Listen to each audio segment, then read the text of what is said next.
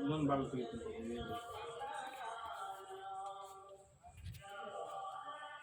ಇನ್ನೊಂದು ಭಾಗ ತೆಗಿತೀನಿ.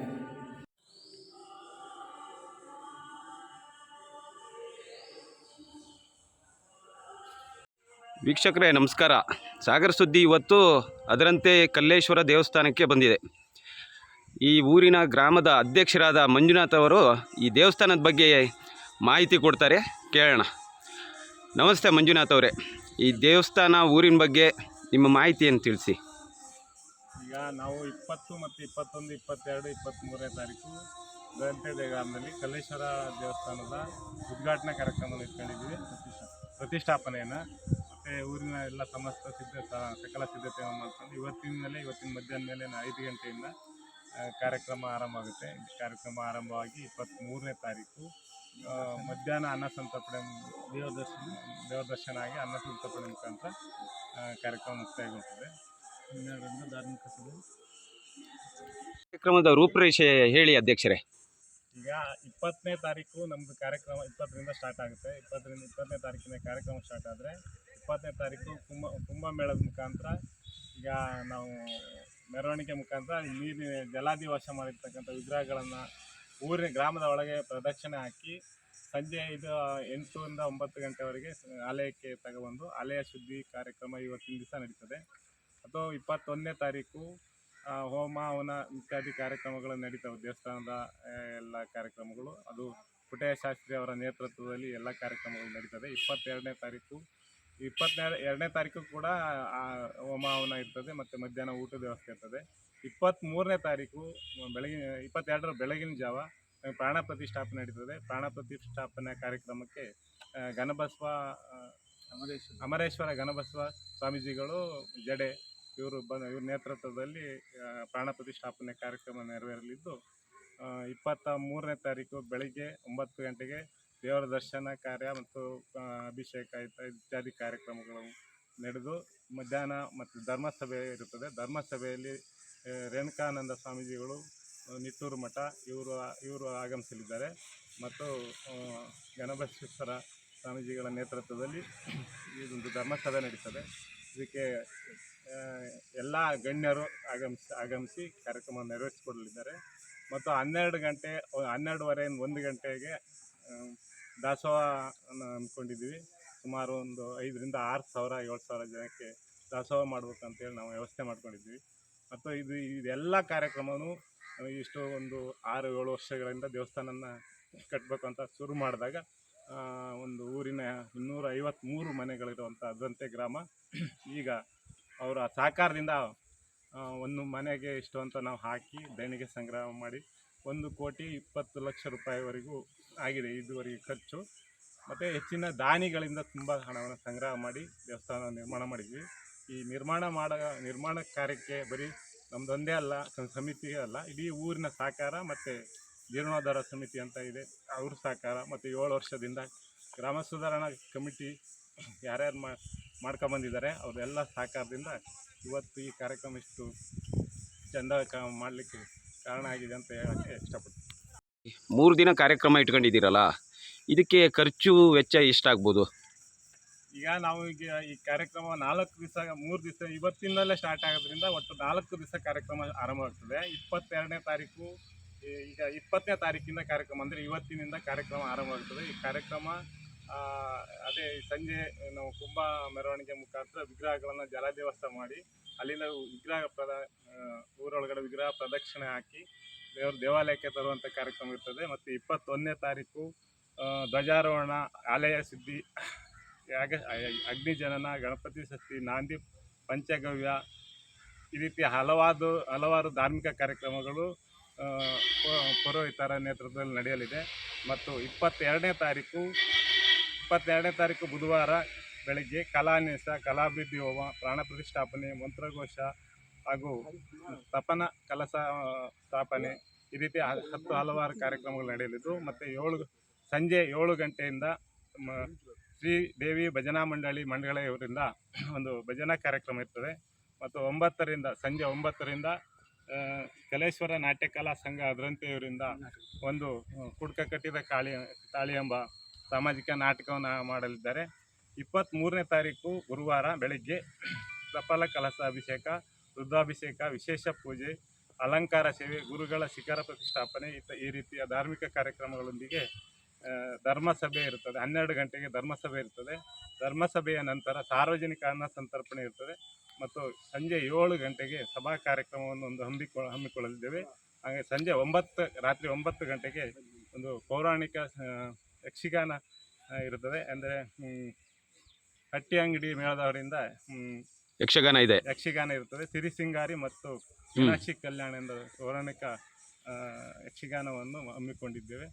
ಅಲ್ಲಿಗೆ ನಮ್ಮ ಕಾರ್ಯಕ್ರಮಗಳು ಮುಕ್ತಾಯಗೊಳ್ಳುತ್ತವೆ.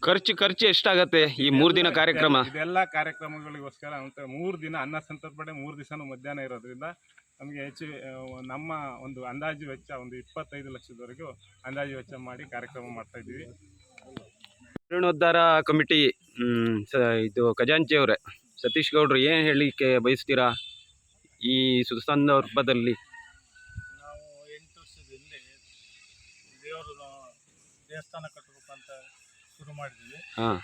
ಆವಾಗಲಿಂದ ಇಲ್ಲಿವರೆಗೂ ಕೆಲವಾರು ತೊಂದರೆಗಳು ಬಂದವು, ಆದ್ರೂ ಜನ ಸಹಕಾರ ಕೊಟ್ಟು. ಎಷ್ಟು ವರ್ಷ ಆಯಿತು ಈಗ ದೇವಸ್ಥಾನ ಕಟ್ತಾ? 8 ವರ್ಷದಿಂದ 8 ವರ್ಷದಿಂದ ಓಪನ್ ಕಟ್ಟಬೇಕು ಅಂತ ರೆಡಿ ಮಾಡಿದ್ವಿ.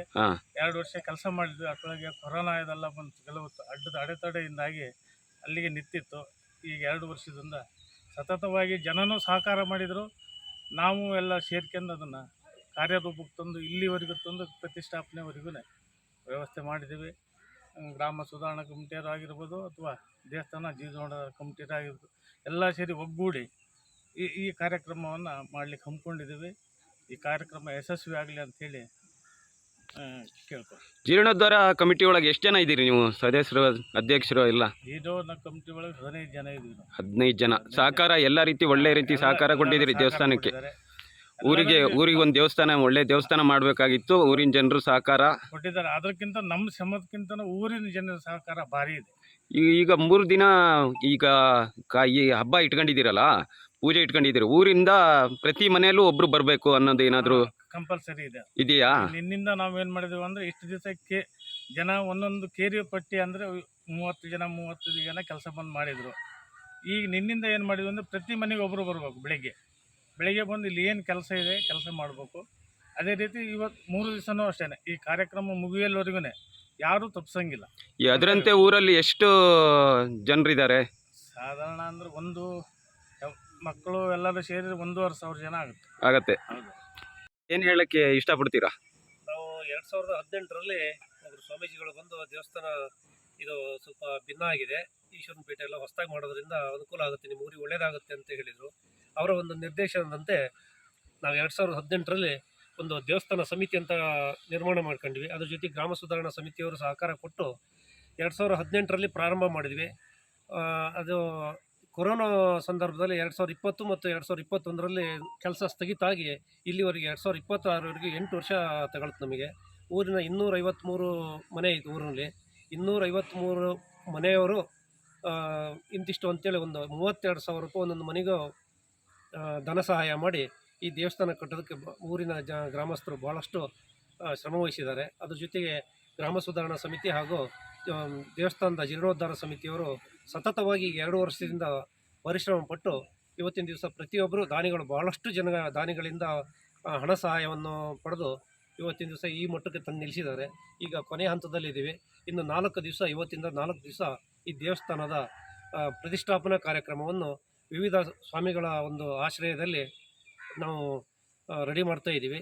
ಇದಕ್ಕೆ ಅಂದಾಜು ಹೆಚ್ಚು ಕಡಿಮೆ ಒಂದು 25 ಲಕ್ಷ ರೂಪಾಯಿ 4 ದಿವಸದಲ್ಲಿ ಖರ್ಚು ಬರ್ಬೋದು ಅಂತ ಒಂದು ಅಂದಾಜು ವೆಚ್ಚ ಮಾಡ್ಕೊಂಡು 4 ದಿವಸನೂ ಸಾರ್ವಜನಿಕ ಅನ್ನ ಸಂತರ್ಪಣೆ ಹಾಗೂ ಊರಿನ ಗ್ರಾಮಸ್ಥರಿಗೆ ಪ್ರತಿಯೊಬ್ಬರಿಗೂ ಊಟದ ವ್ಯವಸ್ಥೆ ಇರ್ತದೆ.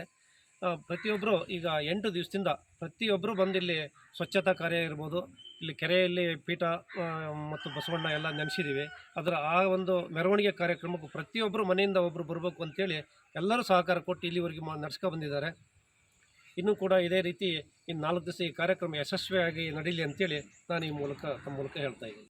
53 ಮನೆಗೆ ಕೊಡ್ಬೇಕು ಅಂತ ಒಂದು 32,000 ಅಂತ ಹೇಳ್ತಿರಲ್ಲ ಅಶೋಕ್ ಅವರೇ, 32,000 ಕಡ್ಡಾಯ ಅಂತಾನೆ ಮಾಡಿದ್ರ ನೀವು ಇಲ್ಲ, ಅಥವಾ ಇಲ್ಲ. ಹೇಗೆ? ನಾವು ಎಷ್ಟು ಅಂತೇಳಿ ಜನರ ಅಭಿಪ್ರಾಯ ಕೇಳಿದ್ವಿ. ಗ್ರಾಮ ಸುಧಾರಣಾ ಸಮಿತಿ ಮತ್ತು ಜೀರ್ಣೋದ್ಧಾರ ಸಮಿತಿಯವರು ಸೇರ್ಕೊಂಡು ಎಲ್ಲ ಊರಿನ ಜನ ಒಂದು ಮೀಟಿಂಗ್ ಕರೆದು ಎಷ್ಟು ಆದ್ರೆ ಆಗ್ಬೋದು ಅನ್ನೋ ಒಂದು ನಿರೀಕ್ಷೆ ಮಾಡಿದ್ವಿ. ಅದಕ್ಕೆ 1 ಕೋಟಿ ರೂಪಾಯಿ ನಾವು ಅಂದಾಜು ಮಾಡಿದ್ವಿ ದೇವಸ್ಥಾನ ನಿರ್ಮಾಣ ಮಾಡಲಿಕ್ಕೆ.